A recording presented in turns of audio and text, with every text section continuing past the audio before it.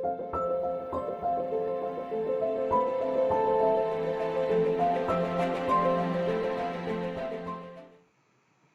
And नमस्ते, मैं Priyanka Singh and welcome to law Gurukul. UGC NET June 2024 exam is approaching. Approximately 80 to 90 days are left for your exam. In 90 days में आपका study time table क्या होना चाहिए to achieve your GRF target. किसी भी target को अचीव करने के लिए ये जो टाइम टेबल है वो एक बहुत इंपॉर्टेंट रोल प्ले करता है। जब तक आप डिसिप्लिन नहीं होंगे, किसी चीज में कंसिस्टेंट नहीं होंगे, तब तक आप अपने टारगेट को अचीव नहीं कर पाएंगे।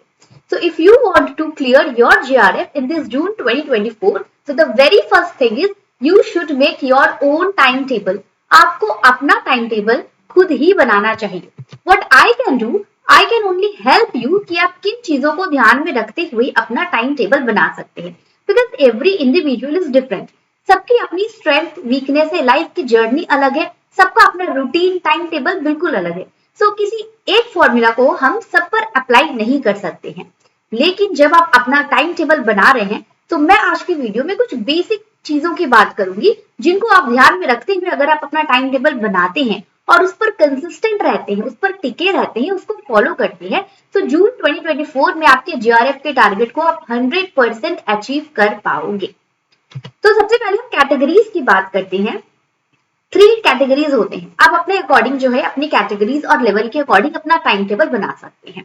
There are some student categories जो अभी पढ़ाई कर रहे हैं, LLM डिग्री में ही है, LLM की पढ़ाई कर रहे हैं और वो ड्यूरिंग देयर लास्ट ईयर वो अपने इस UGC नेट वाले एग्जाम्स को दे रहे हैं।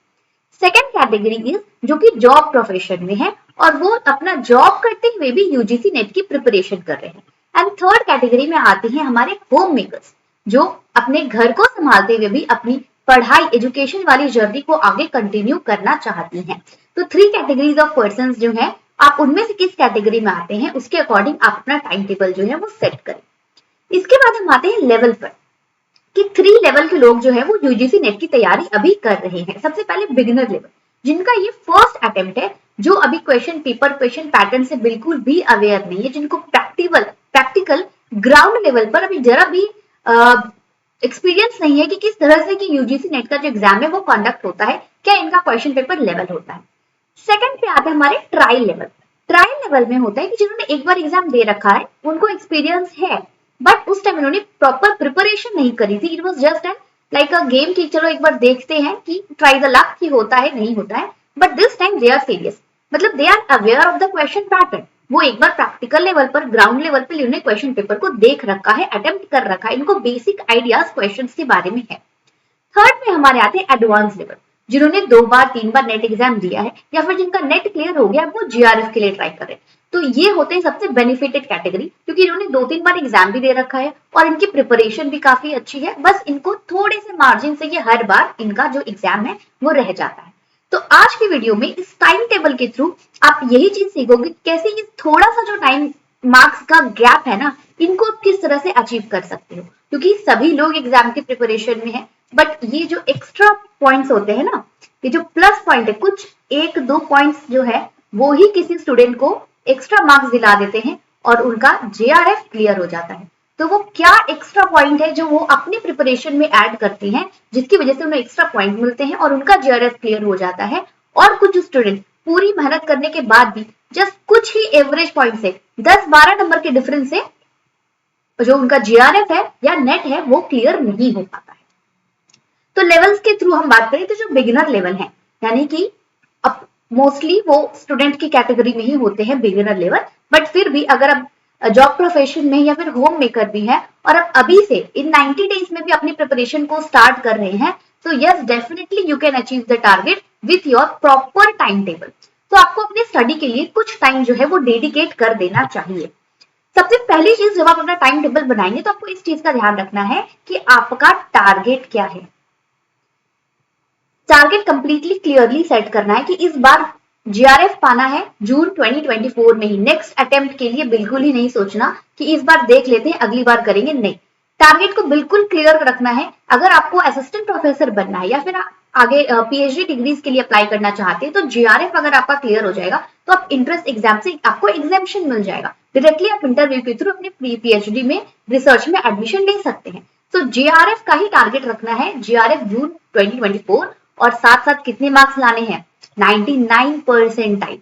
टारगेट क्लियर रखना है कि मुझे 200 से 220, इससे नीचे तो लाना ही नहीं। जब तक आप अपना हाई टारगेट नहीं सेट करोगे ना, ब्रेन जो है उस अकॉर्डिंग एक्टिव नहीं हो पाता है, तो वो उस तरह से जो है स्पीडी काम नहीं करेगा आपके टारगेट को अचीव करने में। इसलिए ब्रेन को हमेशा हाईएस्ट पॉइंट ऑफ टारगेट जो है वो देना चाहिए।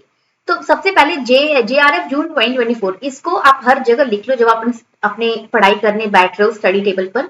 तो एक दो जगह पर या फिर आपने जो नोट्स बना रखे हैं पेज के ऊपर में लिख लो, जेआरएफ जून 2024 99 परसेंटाइल के साथ मेरा क्लियर होने वाला है। देखो, अगर आप असिस्टेंट प्रोफेसर बनने के लिए तैयारी में लगे हो तो आपको और कोई ऑप्शन नहीं है अलावा यूजीसी नेट के। अगर हम दूसरे सब्जेक्ट्स की बात करें तो उनमें सेट का एग्जाम होता है ना, स्टेट लेवल पर जो इंट्रेंस लेवल टेस्ट होता है, उनके पास ये ऑप्शन होते हैं for the assistant professor and for the PhD admission also. लेकिन लॉ की कैटेगरी में आपको सेट का ऑप्शन नहीं मिलता है। तो अपने असिस्टेंट प्रोफेसर या फिर जेआरएफ वाले ड्रीम को अचीव करने के लिए UGC net is the only gateway. UGC net clear करने के बाद ही आप अपने जो असिस्टेंट प्रोफेसर वाला ड्रीम है उसको कंप्लीट कर पाओगे। You have no other option. Every year लाखों स्टूडेंट इस एग्जाम को देते हैं, बट ओनली अप्रोक्सीमेटली 950 से 1000 भी नहीं, 9 से 950 स्टूडेंट्स जो है वो ही सिलेक्ट हो पाते हैं। तो अपने स्टडी टाइम टेबल में आप कुछ बेसिक चीजों को अगर इंक्लूड करोगे तो you can be in this 950%।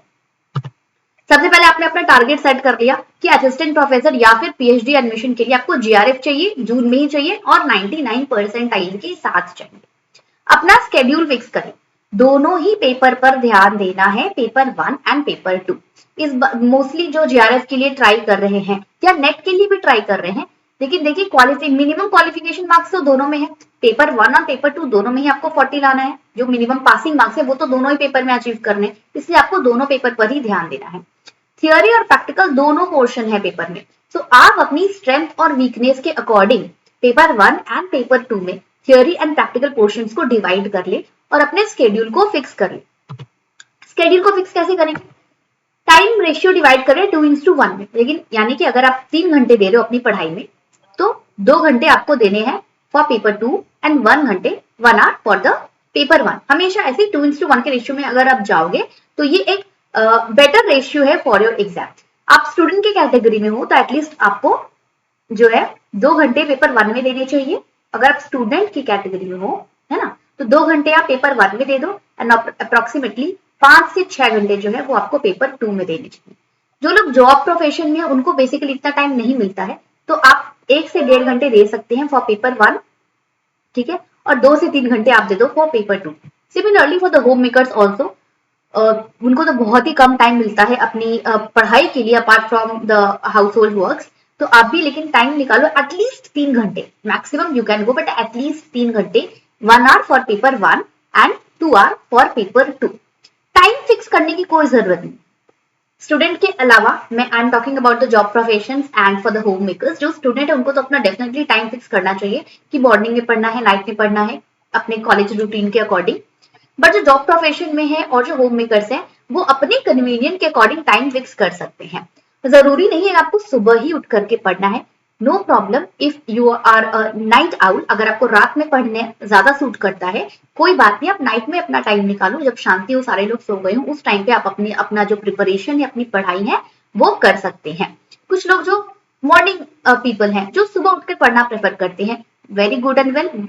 सुबह तो बहुत अच्छा टाइम होता है, ब्रह्म मुहूर्त में सुबह उठकर पढ़ो, there is complete calmness, environment में शांति होती है और आप आराम से फोकस कर सकते हो आप अपनी पढ़ाई में। तो नो प्रॉब्लम, आप मॉर्निंग वाले हो या नाइट पीपल हो, आपको जो टाइम सूट करता है, जो कन्वीनियंस आपको लगती है, आप उसके अकॉर्डिंग जो है अपनी पढ़ाई कर सकते हैं। जो होम मेकर्स है जनरली क्या होता है, आफ्टरनून में उनको टाइम मिलता है, तो आफ्टरनून में आप जो है वो मैथ्स, डीआई, जो प्रैक्टिकल वाले क्वेश्चन है ना उनको कर सकते हैं। बिकॉज जो थियोरेटिकल पोर्शन है उनको फोकस चाहिए, तो फोकस या तो आपको मॉर्निंग में मिलेगा या फिर नाइट में मिलेगा। तो थियोरेटिकल पोर्शन जो है वो आप मॉर्निंग या नाइट के लिए रखो और जो प्रैक्टिकल पोर्शन है वो आप आफ्टरनून के लिए रखोगे तो ज्यादा बेटर होगा।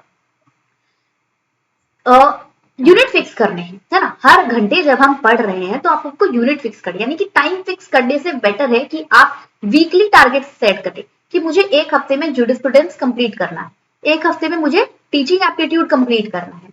तो ये क्या होगा, इससे आपको माइंड पर स्ट्रेस नहीं होगा। अगर एक दिन किसी दिन आप ज्यादा पढ़ लिए या किसी दिन कम पढ़ लिए तो इससे आपको स्ट्रेस नहीं होगा, बर्डन नहीं होगा कि यार आज तो पढ़ाई नहीं, आज तो मेरा टारगेट ही अचीव नहीं हुआ। तो इस चीज को लेकर के अगर आप डिसिप्लिन तरीके से पढ़ रहे हो तो भी आपको ये वीकली टारगेट अगर आप सेट करोगे ना तो ये आपको भी कन्वीनियंस होगा, माइंड में स्ट्रेस नहीं होगा, और स्ट्रेस नहीं होगा तो ब्रेन जो है वो एक्टिवली काम करेगी। तो वीकली टारगेट सेट करेंगे और हर सैटरडे को उसको मैचअप करेंगे कि जो आपने टारगेट फिक्स किया था वो आपने अचीव किया है या नहीं किया।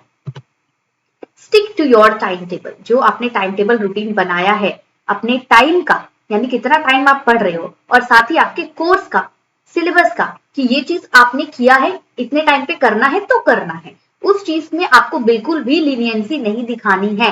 डिसिप्लिन नहीं होगा, अनुशासन नहीं होगा तो आप अपने टारगेट को अचीव नहीं कर पाओगे। Don't break it. टारगेट को अचीव करना है तो टाइम टेबल को बिल्कुल ब्रेक नहीं करना है और डिसिप्लिन मेंटेन करना है। आप नेट क्लियर करके असिस्टेंट प्रोफेसर बनोगे, टीचर बनोगे, तो टीचर का तो अनुशासित होना बहुत ज्यादा जरूरी है। तो अपने रूटीन, अपने टाइम टेबल को लेकर के आपको डिसिप्लिन रहना चाहिए। Start with a fix unit. Preparation जब हम करते हैं तो जब हम स्टार्टिंग की बात कर रहे हैं तो हम फिक्स यूनिट से स्टार्ट करेंगे जिनसे क्वेश्चन पेपर में ज्यादा क्वेश्चन पूछे जाते हैं। अभी के अगर हम 2-3 क्वेश्चन पेपर्स को उठा करके देखें तो अभी जो पेपर 2 है हमारा लॉ वाला, वो बहुत ही अनबैलेंस्ड क्वेश्चन पेपर आ रहा है। तो ऐसा कुछ नहीं है कि हर यूनिट से क्वेश्चन पूछे जाते हैं और हर बार पूछे जा रहे हैं, बट कॉन्स्टिट्यूशन, इंटरनेशनल लॉ, फिर हमारा कॉम्पेरेटिव पब्लिक लॉ है, फिर हमारे बैंकिंग सेक्टर जो कॉन्ट्रैक्ट लॉ है, टॉर्ट है, जुरिस्प्रूडेंस है, इनसे तो 100% क्वेश्चन जो है वो मोर और लेस पूछे ही जाते हैं। इसलिए इन फिक्स यूनिट से अपनी प्रिपरेशन स्टार्ट करनी है। Similarly with paper 1 also, paper 1 में भी डीआई फिक्स कैटेगरी है, कॉम्प्रीहेंशन वाला पोर्शन फिक्स है, लॉजिकल रीजनिंग जरूर पूछे जाते हैं, रिसर्च के क्वेश्चन बढ़ गए, हायर एजुकेशन के क्वेश्चन बढ़ गए हैं, प्रैक्टिकल क्वेश्चन पेपर 1 में भी ज्यादा पूछे जा रहे हैं। तो इस तरह से अपने पेपर को एनालाइज करके 2-3 जो 3 ईयर के क्वेश्चन पेपर है, यानी कि टोटल 6 पेपर हो गए, इनको अगर आप एनालाइज कर लोगे तो आपको आइडिया लग जाएगा, बेसिक आइडिया, कि किन यूनिट्स पे 100% शॉर्ट क्वेश्चन पूछे जा रहे हैं। उन यूनिट से आप अपनी प्रिपरेशन को स्टार्ट करें। इससे कॉन्फिडेंस आता है कि अगर बाद के जो माइनर सब्जेक्ट्स है वो थोड़े बहुत मिस भी हो जाते हैं या उनमें हम अच्छी पकड़ उसमें नहीं है हमारी, तो भी हम अपने फिक्स यूनिट के थ्रू अपने अच्छे मार्क्स यूजीसी नेट में सिक्योर कर सकते हैं। इन चीजों को आपको अपने टाइम टेबल में ऐड करना है। क्या ऐड करना है? Maintain regularity. जो भी आप टाइम टेबल बना रहे हो उनको आपको रेगुलर रहना है। एमसीक्यूज आप अपने टाइम टेबल में ऐड करें।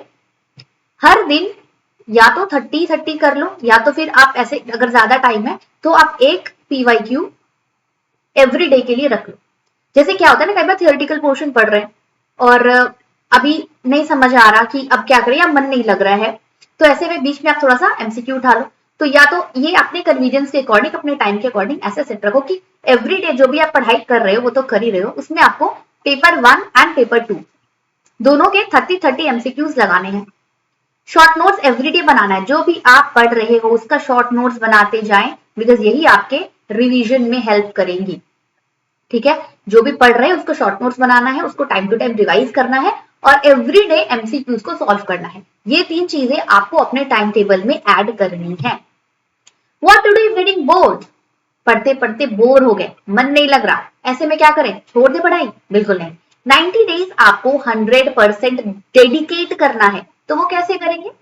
थोड़ा सा जगह चेंज कर दें, जहां पर आप बैठ करके पढ़ रहे हैं, चेंज योर प्लेस, उठ के दूसरे कमरे में चले जाए या थोड़ी देर रिवीजन का काम कर ले, कॉपी लेकर के वॉक करते करते थोड़ी देर पढ़ ली, सब्जेक्ट चेंज कर लीजिए। एक ही सब्जेक्ट पढ़ते पढ़ते थोड़ा सा मोनोटोनस लग रहा है, कॉन्सेंट्रेशन पढ़ रहे थे आप, तो थोड़ा सा उसको स्विच करके जूरिस्प्रूडेंस की तरफ चले जाएंगे।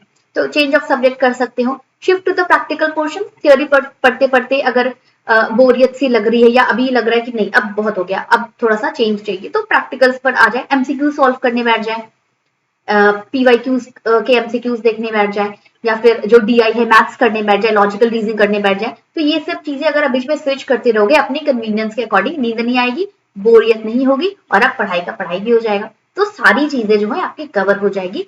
लेकिन एक चीज इसमें चाहिए, वो है आपकी विल पावर। टाइम नहीं मिलता है, मन नहीं करता है, इन सबको आप ओवरकम कर सकते हो only with your will power. अपनी विल पावर को बिल्कुल हाई पे रखना है कि करना है तो करना है। 2-3 महीने डेडिकेट कर दो completely for your GRF target, उसके बाद तो फिर मजे ही मजे हैं। तो विल पावर को जरा सा भी डाउन नहीं होने देना है, अपने विल पावर को 100% स्ट्रॉन्ग रखना है। बहुत से लोग हैं जिनके पास बहुत सी सुविधाएं नहीं भी होती हैं, फिर भी सिर्फ अपने विल पावर के थ्रू वो अपने बहुत बड़े बड़े ड्रीम्स को अचीव कर पाते हैं। तो आपको कंपेयर करना है उन लोगों से जिनके पास ये सुविधाएं नहीं है फिर भी वो उन टारगेट्स को अचीव कर रहे हैं। तो फिर आप क्यों नहीं कर सकते हो? अपनी योग्यता को पहचाने। You have a lot of power. तो अपनी योग्यता को पहचाने, अपने विल पावर को स्ट्रॉन्ग करें और अपनी प्रिपरेशन को बिल्कुल फोकस के साथ अगर आप अपनी प्रिपरेशन करोगे तो कोई नहीं रोक सकता आपको इस बार अपने टारगेट को अचीव करने में। काम रहना है, स्ट्रेस नहीं लेना है, पॉजिटिव रहना है कि नहीं होगा, टाइम कम है, कैसे करें। कॉन्फिडेंस की कमी होती है बहुत से स्टूडेंट्स में, जिसकी वजह से बहुत से स्टूडेंट ऐसे हैं जिनकी प्रिपरेशन तो बहुत अच्छी चल रही है लेकिन फिर भी वो एग्जाम अटेम्प्ट करने से ही डर रहे हैं। प्रिपरेशन एक साल से कर रहे हैं लेकिन अटेम्प्ट ही नहीं किया। क्यों? स्टे पॉजिटिव, कॉन्फिडेंस लाइए। जितना ज्यादा से ज्यादा आप एग्जाम दोगे, एमसीक्यू सॉल्व करोगे, उतना ज्यादा आप में कॉन्फिडेंस आएगा। Ask for help when needed.